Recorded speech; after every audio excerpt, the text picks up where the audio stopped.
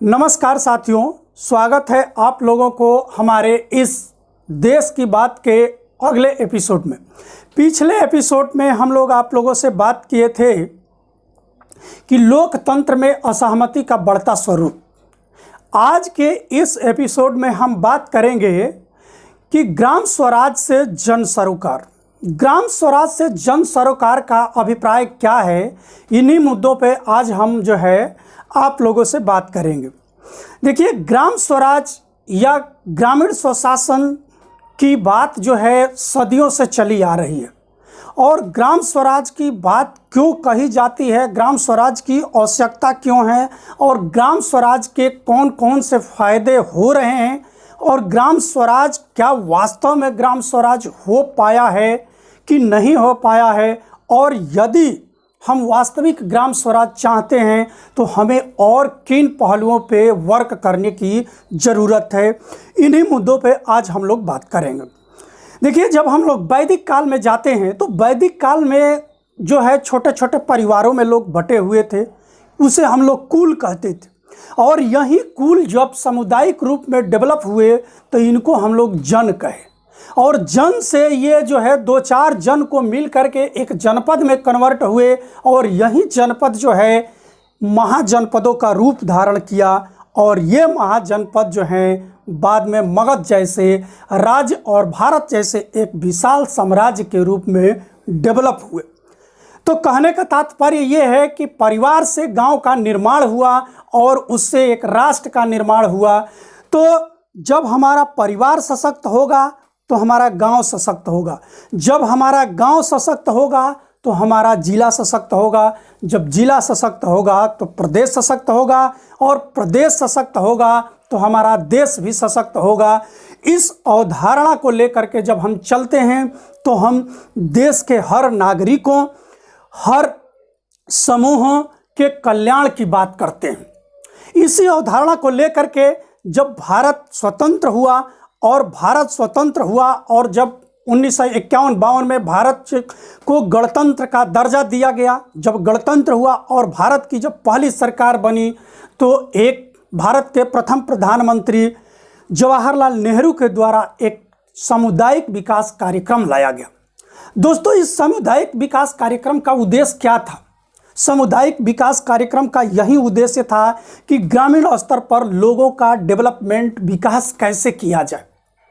लेकिन समस्याएं उस समय थी कि जिस तरह से आज टेक्नोलॉजी का ज़माना है, इंटरनेट टेक्नोलॉजी, मीडिया या तमाम तरह की आधुनिक सुविधाएं उपलब्ध हैं जिससे कि हम तुरंत लोगों के साथ कनेक्ट हो जाते हैं। उस समय इस तरह की सुविधाएं हमारे पास नहीं थी। तमाम तरह के बिचौलिए, यदि ऊपर से कोई योजना जो है ग्रामीण लेवल पर भेजी जाए तो उसका वास्तविक स्वरूप जो है गांव में पहुंच पाता है कि नहीं पाता है, इसका मॉनिटरिंग कैसे किया जाए।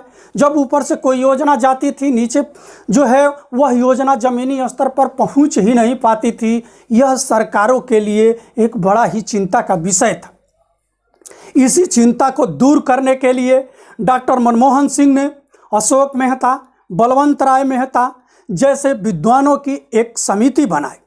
बलवंत राय मेहता समिति ने अपनी रिपोर्ट दी कि यदि हम गांव लेवल पर, सामुदायिक लेवल पर यदि योजनाओं का सही तरीके से, सही माध्यम से वहां पे पहुंचाना चाहते हैं तो हमें ग्राम स्वराज की अवधारणा को लागू करना पड़ेगा।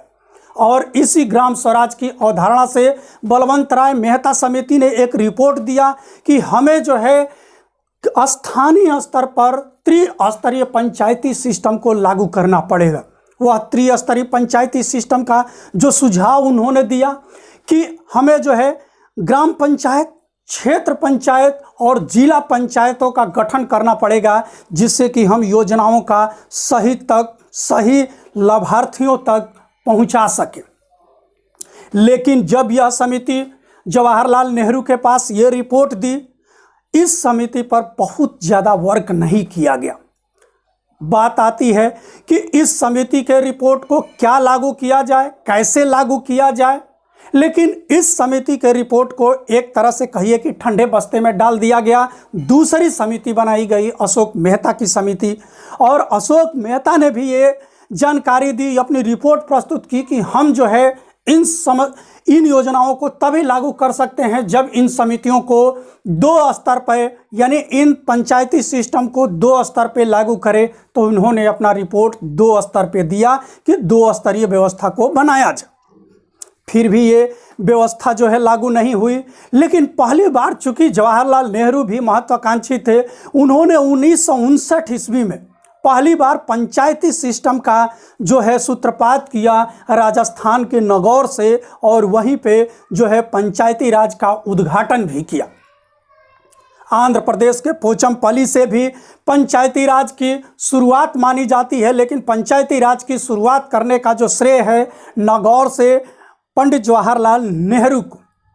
बाद में जब ये समस्याएं और आगे चलती गई तो हम लोगों को ये बार बार आवश्यकता महसूस होने लगी कि जब तक हम ये सांकेतिक रूप से पंचायतों का तो दर्जा दे रहे हैं, लेकिन कोई सरकार जो है इस पर अमल नहीं कर पा रही है, उसकी बाध्यता नहीं सुनिश्चित हो पा रही है। इसका ये हुआ कि कुछ सरकारें तो पंचायती सिस्टम को फॉलो कर रही थी, लेकिन अधिकांश सरकारें जो है इनको ठंडे बस्ते में डाल दे रही थी।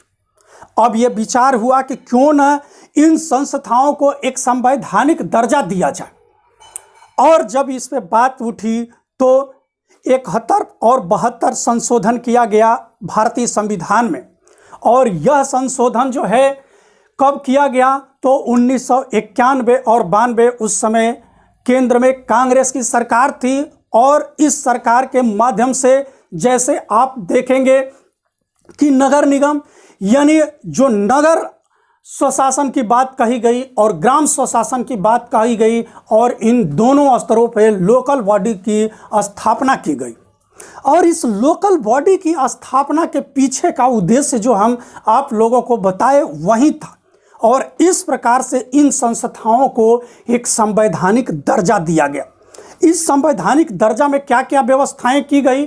इस संवैधानिक दर्जा में ये व्यवस्थाएं की गई कि हम जो है पंचायतों को 3 स्तर पे बांटेंगे, यानी ग्राम पंचायत स्तर, क्षेत्र पंचायत स्तर और जिला पंचायत स्तर।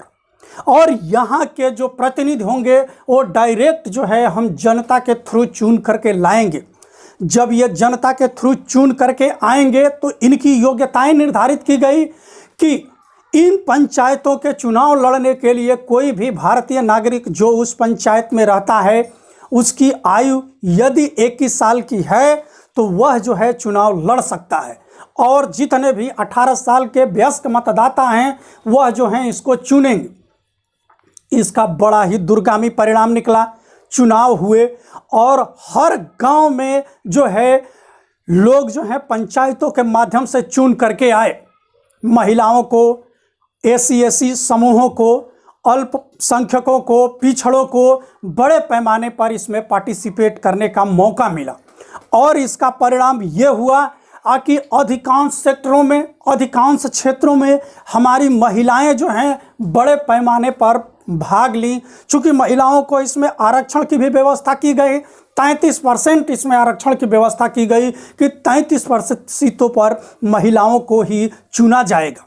लेकिन इस काम को आगे बढ़ाते हुए कुछ सरकारों ने इस पर दूरगामी कदम उठाया, चाहे वो बिहार हो, चाहे वो हिमाचल प्रदेश हो, उत्तराखंड हो।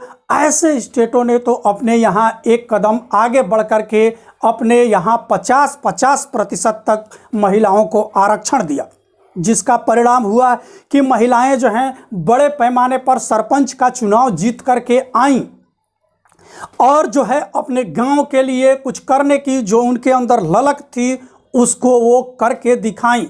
मैं आप लोगों को राजस्थान का एक उदाहरण दूं। एक लड़की जो हार्वर्ड विश्वविद्यालय, अमेरिका के हार्वर्ड विश्वविद्यालय से पढ़ करके आई थी, वो चाहती तो उसको लाखों करोड़ों की पैकेज में नौकरी मिल सकती थी, लेकिन उसने ऐसा नहीं किया। उसने किया क्या कि अपने गांव में आकर के ग्राम प्रधान का चुनाव लड़ी और गांव की पूरी शक्ल ही बदल करके रख दी। उसके पंचायती राज के कार्यकाल में उसने अपने गांव में उन मूलभूत सुविधाओं को डेवलप करने का काम किया कि वह गांव जो है राष्ट्रपति के द्वारा जो है पुरस्कृत किया गया। उसी तरह की उदाहरण एक मैं दूसरा उदाहरण एक गुजरात की लड़की का भी दूंगा। उसने भी आकर के कैम्ब्रिज विश्वविद्यालय से पढ़ करके आई थी और गांव में चुनाव लड़ी और चुनाव लड़ करके अपने गांव को इस तरह से डेवलप की कि गांव जो है एक आदर्श गांव के रूप में आकर के उभरा।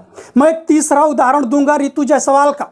रितु जायसवाल जो है एक बिहार की लड़की है जिसका पति खुद जो है आईएएस हैं और वह भी आईएएस की तैयारी करती थी, लेकिन उन्होंने गांव प्रधान का चुनाव लड़ा और अपने गांव को ऐसा डेवलप किया कि आज गांव जो है बिहार में एक उदाहरण बना हुआ है।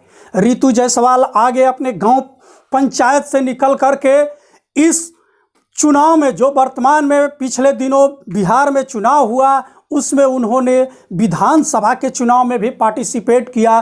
दुर्भाग्य से उनको सफलता हासिल नहीं हुई, लेकिन रितु जायसवाल का नाम आज भी बिहार में बड़े ही सम्मान के साथ लिया जाता है। तो साथियों, मैं इस मुद्दे पर बात कर रहा हूं कि आखिर ग्राम स्वराज से या ग्राम स्वशासन से जन सरोकार कैसे जो है मिल सकता है या जन सरोकार की समस्याएं कैसे सॉल्व हो सकती है। इसके लिए मैं 2-3 चीज़ों का उदाहरण आप लोगों को दूंगा। जैसे देखिए, केंद्र लेवल पर कोई योजना बनाई जाती है, राज्य लेवल पर कोई योजना बनाई जाती है, लेकिन ज़रूरी नहीं कि वो हर गांव के लिए योजना जो है सफल हो।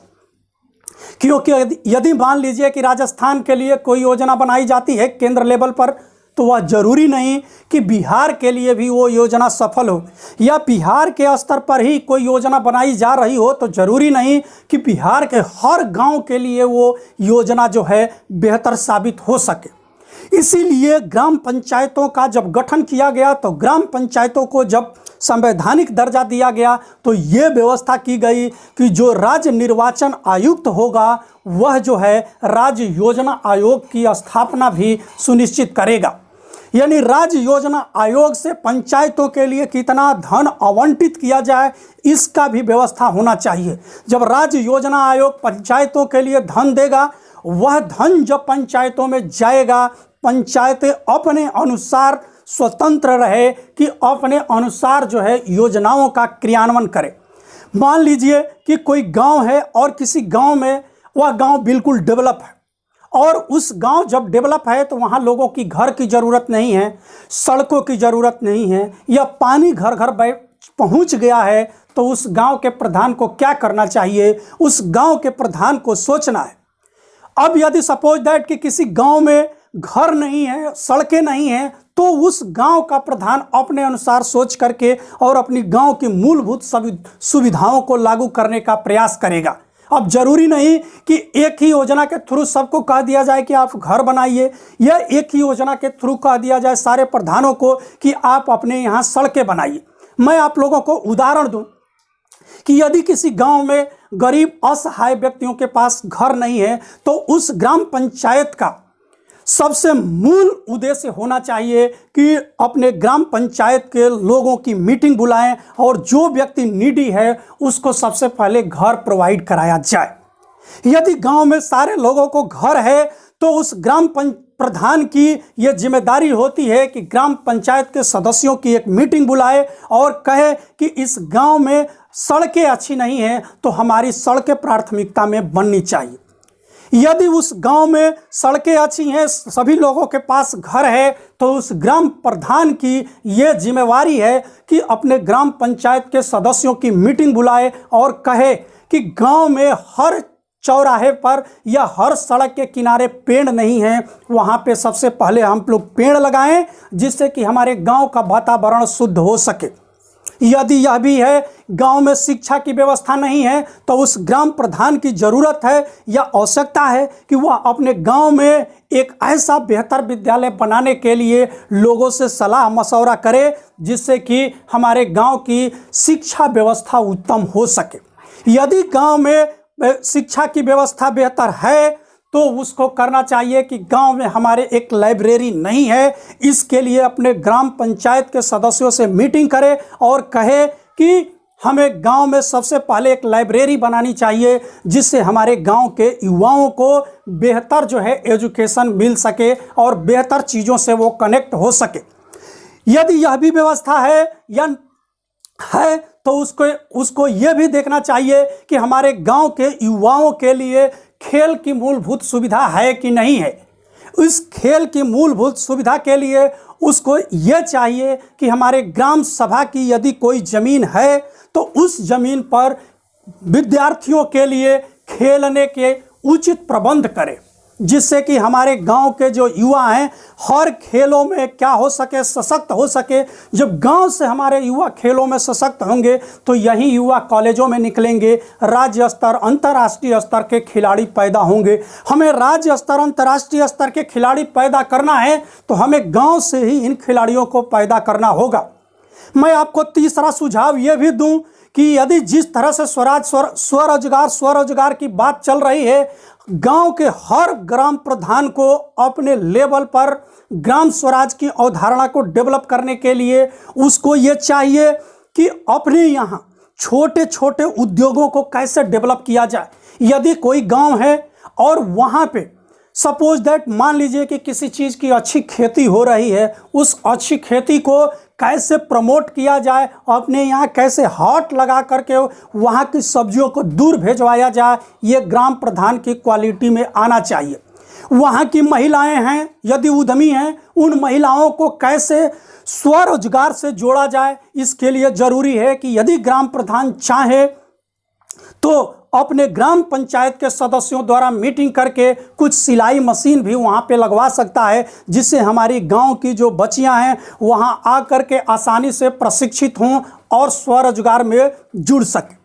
दूसरी बात, यदि हम लोग डेवलप करना चाहिए, देखिए ग्राम स्वराज का मतलब या ग्राम पंचायतों को स्वशासन देने का मतलब ये नहीं है कि कोई ग्राम पंचायत का प्रधान जो है आसानी से आपको दारू दे दे, शराब दे दे, उसको आप चुनाव जिता दीजिए और वो चुनाव जीत करके जाए, 5 साल ऐशो आराम से अपनी ज़िंदगी बिताए और आपके मूलभूत सुविधाओं से उसको कोई सरोकार नहीं।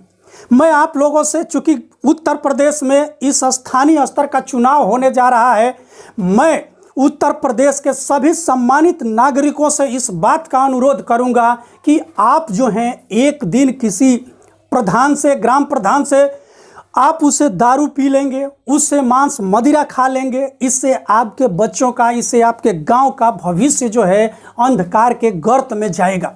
आप सबसे पहले, यदि आपके यहाँ कोई महिला कैंडिडेट खड़ा है और महिला कैंडिडेट में भी कोई अच्छी लड़की जो पढ़ी लिखी है वो खड़ी हो रही है, तो आप लोगों को उन महिलाओं में भी सबसे पहले प्राथमिकता देनी चाहिए। जो कि पढ़ी लिखी लड़की यदि खड़ा होकर के आपका नेतृत्व कर रही है तो उसको आप लोग आगे बढ़ाइए। इससे क्या होगा कि हमारी बच्चियों को आगे निकलने का एक सुनहरा मौका मिलेगा, वो आपके समाज में निकल करके नेतृत्व करने की होड़ में आगे बढ़ेंगे।